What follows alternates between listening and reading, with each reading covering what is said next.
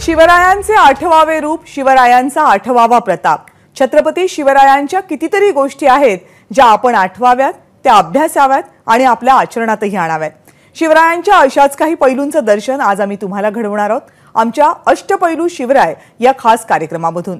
छत्रपती शिवरायांचं शस्त्रांवर प्रचंड प्रभुत्व होतं. स्थळ काळाला अनुसरून त्या परिस्थितीनुसार त्यांनी नवनवीन शस्त्र घडवली. या शस्त्रशास्त्र पारंगत शिवरायांबद्दल सांगतायत शिवकालीन शस्त्रांचे अभ्यासक लखन जाधव. आज शिवाजी महाराज म्हटलं की शिवरायांच्या बरोबर त्यांच्या शस्त्रांचं दर्शन झाल्याशिवाय आपल्याला राहत नाही. छत्रपती शिवाजी महाराजांची समकाळामध्ये काढलेली जी अस्सल चित्र आहेत त्या प्रत्येक चित्रामध्ये छत्रपती शिवाजी महाराजांच्या एका हातामध्ये पट्टा, दुसऱ्या हातामध्ये त्यांची भवानी तलवार आणि कमरेला लावलेले कट्यार, ह्या किमान 3 शस्त्रांचं तरी दर्शन आपल्याला झाल्याशिवाय राहत नाही. अशा छत्रपती शिवरायांची आज जयंती आहे. आपल्या सर्वांना छत्रपती शिवरायांच्या जयंतीच्या खूप खूप शुभेच्छा. समर्थ रामदास स्वामी म्हणतात, शिवरायांचे कैसे बोलणे, शिवरायांचे कैसे चालणे, शिवरायांची सलगी देणे कैसे असे. खरंच थोडा जर विचार केला तर छत्रपती शिवाजी महाराजांनी आपल्या मावळ्यांच्या बरोबर कशी सलगी केली असेल आणि मावळ्यांनी शिवरायांच्या बरोबर कशी सलगी केली असेल, पण त्याहून अधिक सलगी जर कुणी केली असेल तर ती म्हणजे छत्रपती शिवरायांच्या बरोबर त्यांच्या अंगा खांद्यावर खेळणारे ती सगळी शस्त्र. आज कुठलीही शस्त्र आज महाराष्ट्रामध्ये आपण बघायला गेलो, अगदी तलवार जरी पाहिली तर शिवरायांचीच आठवण होते, दुसऱ्या कुठल्या योद्ध्याची आठवण होत नाही. इतका त्या शस्त्रांबरोबर शिवरायांचं नातं जोडलेलं आहे. आज पट्टा पाहिला की वीर जीवा महालेंची आठवण होते, पट्टा पाहिला की नरवीर बाजीप्रभू देशपांडेंची आठवण होते, भाला पाहिला की आपल्याला किल्ल्यांच्या तटबुरुजांचे रक्षण करणारे आमच्या मावळ्यांची आठवण होते. आणि ह्या प्रत्येक शस्त्रांच्या बरोबर त्यांच्या पाठीमागे दडलेला त्यांचा त्यागाचा, बलिदानाचा, त्याचबरोबर अत्यंतिक साहसी पराक्रमाचा असा इतिहास आपल्या डोळ्यासमोर उभा राहतो. म्हणून ह्या शस्त्रास्त्रांचा अभ्यास होणंही फार आवश्यक आहे. ही शस्त्र म्हणजे शिवरायांच्या पराक्रमाचे अबोल साक्षीदार आहेत. शिवाजी महाराजांचा पराक्रम जितका भूभागावर आपल्याला बघायला मिळतो, केवळ भूमीच पादाक्रांत नाही केली तर शिवाजी महाराजांनी समुद्र सुद्धा आपल्या ताब्यात घेण्यासाठी आपलं स्वतःचं आरमार उभं केलं. स्वतःचं आरमार उभं करणारे भारत देशातले त्यावेळेचे ते एकमेव असे राजे आहेत. आणि म्हणून छत्रपती शिवरायांचा आपल्याला अभिमान आणि गर्व वाटला पाहिजे की आपण त्या शिवरायांच्या महाराष्ट्रात जन्माला आलो. एक ब्रिटिश अधिकारी डगलस असं म्हणतो की नशीब छत्रपती शिवाजी महाराज खलाशी नव्हते, अन्यथा त्यांनी जमिनीच्या भूपृष्ठावरचे सर्व शत्रू मारून साफ करून टाकले. अगदी तसंच समुद्रावरही त्यांनी तशीच एक छत्री अंमल निर्माण केला असता. इतकी धास्ती छत्रपती शिवरायांच्या आरमाराची परक्यांनी घेतली होती. अशा या छत्रपती शिवरायांचा तो पराक्रमाचा, शौर्याचा इतिहास अभ्यासण्यासाठी त्यांच्या शस्त्रास्त्रांचा सुद्धा अभ्यास करणं आवश्यक आहे. शिवाजी महाराजांनी आपल्या हिंदवी स्वराज्याचं उद्दिष्ट साध्य करण्यासाठी ज्या अनेक शस्त्रास्त्रांच्या निर्मितीमध्ये प्रचंड मोठं योगदान दिलेलं आहे, त्याचबरोबर त्यांनी फ्रेंचांकडून जवळपास 80 बंदुका आणि 2000 मन जस्त सुद्धा मागवल्याचे उल्लेख अनेक त्यांच्या पत्रांमध्ये सुद्धा आपल्याला बघायला मिळतात. इतके शस्त्रांमध्ये जागरूक असलेले शिवाजी महाराज, म्हणून शास्त्र पारंगत असेच ते होते.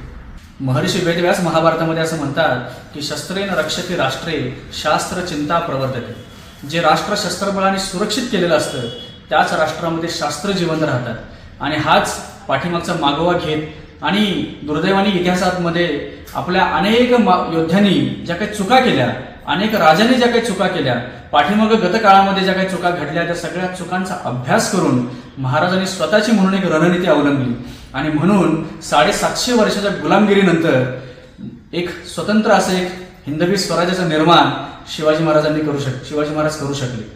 आणि ते स्वराज्याचं निर्माण करत असताना ज्या सगळ्यांची सगळ्यात मोठी साथ महाराजांना लाभली ती म्हणजे या शस्त्रास्त्रांची लाभली.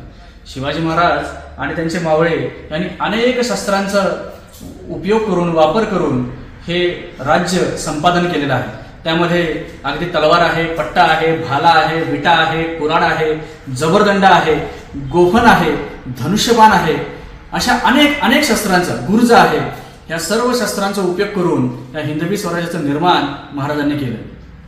आज दुर्दैवाने शस्त्रास्त्रांच्या अभ्यासाबद्दल फारच उदासीनता आहे.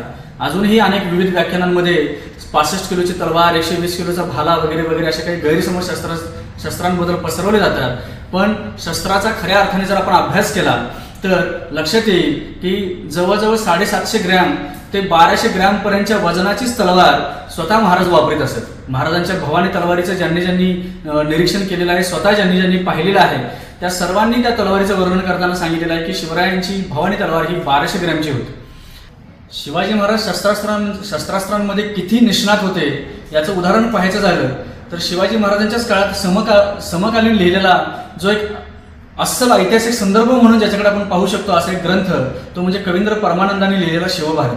त्या शिवभारतामध्ये अफजल खानाच्या वधाचं प्रसंग अतिशय नाट्यमय वर्णनाने असं भरलेलं आहे, रसभरीत वर्णनाने भरलेलं आहे। त्या प्रसंगामध्ये शिवाजी महाराजांनी ज्यावेळी अफजल खानाचा वध केला, त्याचा कोथळा फाडला, पोट फाडून त्याची आतडी बाहेर काढली, त्याचवेळी महाराज शामियानातून ज्यावेळी बाहेर आले आणि अफजल खान दगा दगा दगा म्हणून पळत सुटला, त्यावेळी अफजल खानाचे सगळे अंगरक्षक 10च्या 10 अंगरक्षक शिवरायांच्यावर चाल करून आले। अगदी बडा सईद हातामध्ये शस्त्र घेऊन धावत शिवरायांच्यावर चाल करून आला आणि त्यावेळी शिवाजी महाराजांनी केलेले युद्धाचं वर्णन इतकं विलक्षण आहे की त्या कवींद्र परमानंद असं म्हणतो की खासा स्वतः महाराजांनी एका हातामध्ये पट्टा आणि दुसऱ्या हातामध्ये तलवार धारण करून अशा पद्धतीने विजेच्या गतीने त्यांनी ती फिरवायला सुरुवात केली की आपल्या अंगाभोवती स्वतः एक कोटच निर्माण केला। शिवाजी महाराज एका हातामध्ये चक्राकार गतीने पट्टा फिरवत राहिले, एका हातामध्ये तलवार फिरवत राहिले आणि त्या तलवारींचं आणि त्या पट्ट्याचं वलय त्यांनी अशा पद्धतीने तयार केले की कुठला शत्रू त्यांच्या आतमध्ये प्रवेश करू शकत नव्हता। आणि पुढे असं वर्णन केले की महाराज एका क्षणात जमिनीमध्ये गडप झाल्यासारखे व्हायचे, आकाशामध्ये गायब व्हायचे, कधी इकडं कधी तिकडं उड्डाण करून शत्रूवर वार करायचे। आणि ह्या लढाईचं प्रसंगाचं वर्णन करता करता पुढे ते असं म्हणतायत की महाराजांची ही अतिशय विजेच्या गतीने चाललेली लढाई पाहून मावळ्यांनी आणि शत्रूंनी दोघांनी सुद्धा आपली लढाई थांबवली आणि महाराजांना पाहण्यासाठी ते एका जागेवर स्तब्धपणे उभे राहिले, पण त्यांना महाराज दिसत नव्हते, इतक्या विजेच्या गतीने महाराज लढत होते।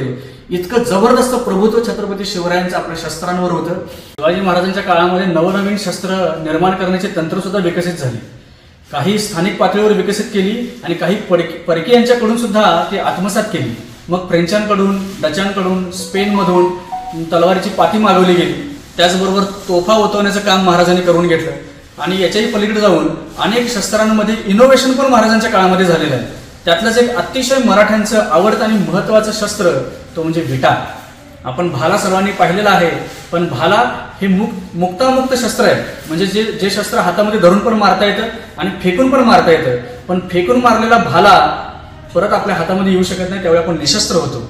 पण शिवरायांच्या काळामध्ये तयार झालेला एक असा भाला की ज्याचं टोक लांब पल्ल्याचं असं वाढवलं गेलं, खाली जवळजवळ 4-4.5 फुटाचा दंड आणि त्याला पाठीमागे दोरी बांधली आणि असं हे शस्त्र एका जागेवर उभा राहून दगडा पाठीमागं, झाडा पाठीमागं कुठेही लपून छपून ते शस्त्र शत्रूच्या अंगावर फेकता येऊ शकत होतं आणि फेकलेलं शस्त्र शत्रूच्या पोटाचा वेध घेऊन पुन्हा आपल्या मावळ्याच्या हातामध्ये परत येऊ शकत होतं। असं हे अतिशय जबरदस्त असं शस्त्र तो म्हणजे विटा।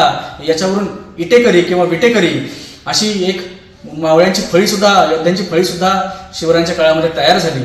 असं हे अतिशय जबरदस्त शस्त्र आणि त्याचबरोबर एक अतिशय महत्वाचं शस्त्र तो म्हणजे पट्टा। खरं तर पट्ट्याचा वापर सगळ्यात जास्त प्रभावीपणे जर कोणी केला असेल तर तो केवळ मराठ्यांनी केलेला आहे, असं इतिहासामध्ये आपल्याला नक्कीच बघायला मिळतं। आज आपल्या सगळ्यांची भाग्याची गोष्ट आहे की छत्रपती शिवरायांच्या अस्सल चित्रांमध्ये जे 2 प्रामुख्याने शस्त्र आपल्याला बघायला मिळतात ते म्हणजे एका हातामध्ये पट्टा आणि दुसऱ्या हातामध्ये तलवार। त्यातला पट्टा आजच आपल्या महाराष्ट्राचे सांस्कृतिक मंत्री सुधीरजी मुनगंटीवार यांनी पट्टा या शस्त्राला राज्यशस्त्र म्हणून मान्यता दिलेली आहे। गेली अनेक वर्ष या शस्त्राला राज्यशस्त्र म्हणून मान्यता मिळावी, कारण आपल्याकडे राज्य प्राणी आहे, राज्य पक्षी आहे, राज्य फूल आहे, तर त्याचबरोबर महाराष्ट्राला शौर्याचा इतिहास लाभलेला आहे, तर त्या शौर्याचं प्रतीक म्हणून राज्यशस्त्रही असलं पाहिजे आणि ते शस्त्र पट्टाच असलं पाहिजे। या मागणीचा पाठपुरवठा मी आणि माझ्याबरोबरचे असे अनेक सहकारी त्यासाठी गेले अनेक वर्ष प्रयत्न करत आहेत। मग आमचे मित्र किरण शिंदे असू देत, निलेशराव सकट असू देत, यांनी प्रचंड प्रयत्न करून या शस्त्राला राज्यशस्त्र म्हणून मान्यता मिळवली आणि आजच त्याची घोषणा होते। ही आपल्या सर्व महाराष्ट्रवासियांसाठी, सर्व मराठ्यांसाठी अतिशय अभिमानाची गोष्ट आहे। आज पट्टा हे शस्त्र भारतीय इतिहासामध्ये राज्यशस्त्र म्हणून, महाराष्ट्राचं राज्यशस्त्र म्हणून ओळखलं जाणार आहे। याबद्दल मी आपल्या सर्व मंत्र्यांचं अतिशय अंतःकरणपूर्वक अभिनंदन करतो आणि त्यांचे आभार व्यक्त करतो। एबीपी माझा, उघडा डोळे बघा नीट।